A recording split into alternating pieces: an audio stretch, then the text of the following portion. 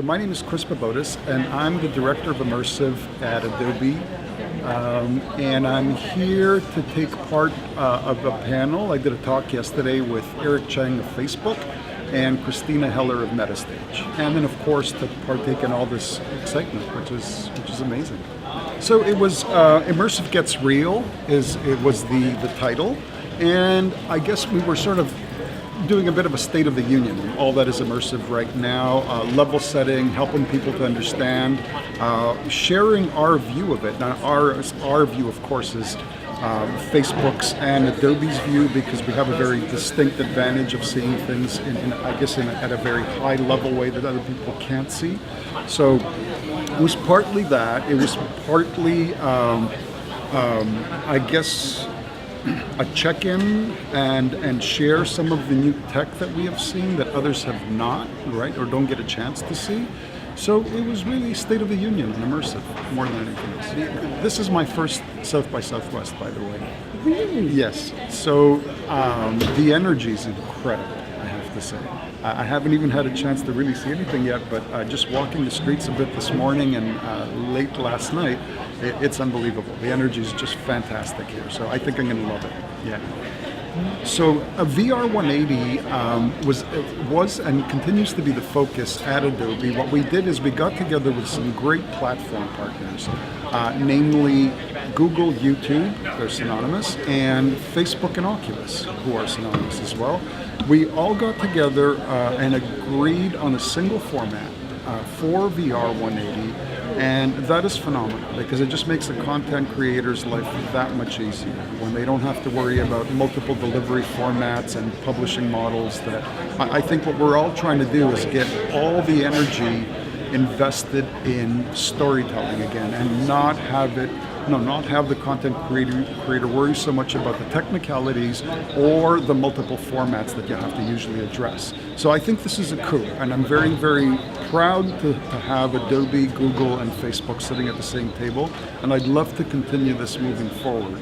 It's going to be increasingly important, especially as we start moving towards one of the many R's, like the MRs, the mixed realities, and the extended realities. I mean, what we keep saying is we'd like to see this we'd like to see immersive as an umbrella term for all of us. Let's just start dropping all these R's. They're interesting and they're fun and they're hyped, but I think immersive as an umbrella is much, much better. So as we start moving towards more and more 3D in the space, publishing and formats become increasingly important. If any of your viewing audience has any experience in 3D, regular rectilinear conventional workflows in 3D, you know that there's at least 3 dozen formats that you have to deal with. We're going to try to get that down to as little as possible. So far, what we're seeing is 2. So that's GLTF and USDZ. If it remains at 2, that's amazing. If we can get it down to 1, all the better. So the spirit of what we started in VR 180 to help people focus much more on the storytelling, which is really their core competency, right? It's not about data wrangling. If we're investing too much in data wrangling or worrying about conversions and formats, it's not the best way to spend our time as content creators. So bringing the focus back on storytelling and content creating, because I mean, ultimately, I hate to use cliches, but content is king. It's paramount. King, queen, call it whatever you want. But it is no content, no great content, no medium. It's proven time and time again. So in 2018, we announced VR 180 support in Premiere Pro primarily. After Effects did get a little love, but because VR 180 is so easy to publish, it's much more like our conventional editing paradigms, right? So you don't have to worry about stitching, you don't have to worry about a lot of the things that you would have to move over to After Effects to do. So although there is limited support in After Effects, all the love and energy went to Premiere Pro primarily. I think we can boast that we're the only NLE right now fully supporting VR 180, which is amazing. So, this year the energy is moving more and more towards 3D. So I think we did a great job with 360 VR and VR, as some people call it, with the After Effects and Premiere Pro products, I think it's time to start looking at 3D in a much more serious and much more meaningful way. I've even before the acquisition, Adobe acquired my little company and I joined Adobe. I've been traveling extensively for close to 4 years now, and the main reason for that is to stay as close to the trenches as possible. So to premise that, I come from content creation originally. We, like many content creators, artists, storytellers, you start to tinker and create your own tool sets to accommodate the content, right? So that became, that turned us from a content company to a product company. And one of the things I found is that as soon as you drop content creation, you start to distance yourself from the process a little too much. So this is why part of the plan was to stay as close to as many different workflows as possible, stay as close to the content creation process as possible. So I've been traveling extensively for about a little over 4 years now. I think I've traveled the globe easily maybe 15 times. But the net of that, I think the amazing thing about that is that you get to see workflows and applications of the tech that you couldn't even possibly imagine sometimes. So some of the things that have impressed the hell out of me is I go back to Team Labs. So that's Team Labs, no special spelling, one word. If you have the time, look up Team Labs and look up Borderless specifically. So that's a permanent interactive installation in Japan. It's 10,000 square feet, and it's what looks to me like close to 4 stories tall in certain areas. Now, the real coup there, and what impressed the hell out of me is, yes, it's a technological feat in the sense of the scale of what I saw, right? So the idea there is, if you go into one part of the installation, it's all projection mapping, by the way, and edge detection and some clever tech that they put together. If you go into one part of the installation, you can actually interact with the content, the projection, and what ends up happening is that affects other parts of the installation, hence the theme Borderless, because it can just keep looping around and it's pertinent to you. So for example, you might pet one of these digital deers or something like that, or one of the butterflies, they'll skedaddle off and end up in another installation and you encounter them as well because they're tracking you during the installation. So now the real coup, yes, it's a wonderful technological feat, but I think the real coup here is the creative aspect, how creativity met tech and sort of the whole becomes greater than the sum of the parts in that regard, right? So the challenge for Team Labs is there's a great divide in Japanese culture between the older demographic and the much younger demographic, right? So the respect for the culture that was there is not so much in the younger setting. So how do you create an experience that is just as appealing to the younger crowd as much as it is to the older crowd, and how do you bridge these distances? They just nailed it. I can't tell you how great this experience. It's aesthetically gorgeous, it's compelling, it's highly interactive, it's highly immersive, and I'd like to see this level or this caliber of work make its way into everything that is immersive moving forward. But you see, the focus was, again, on the storytelling, right? It's always back to what does that content need to look like in that medium, and I think they just out of the ballpark, incredible.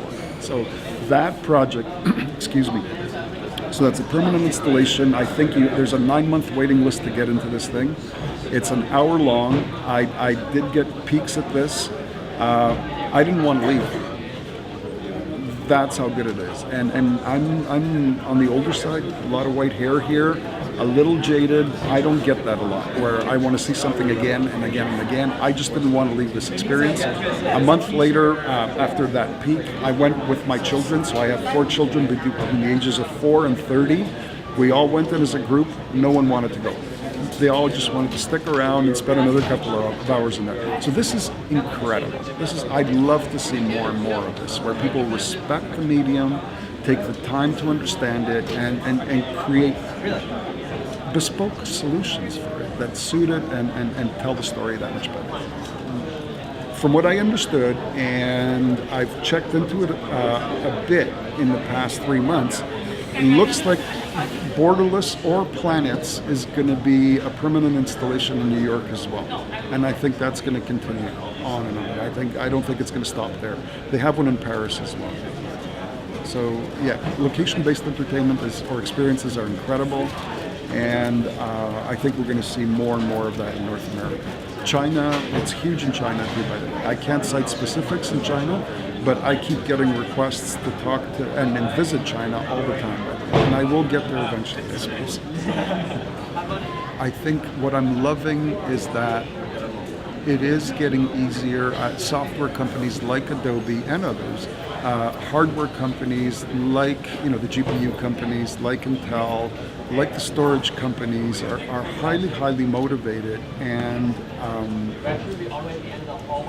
they're basically trying to get to transparency so that it makes everything a lot easier for the content creator to address this medium and help it grow.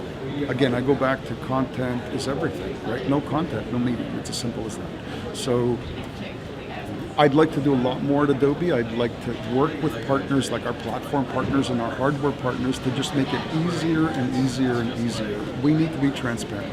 We need to let them focus on being what I call the artisans of the medium and the storytellers of the medium. And that's it. Do you have any advice for aspiring content creators out there that want to get into the VR space? Sure.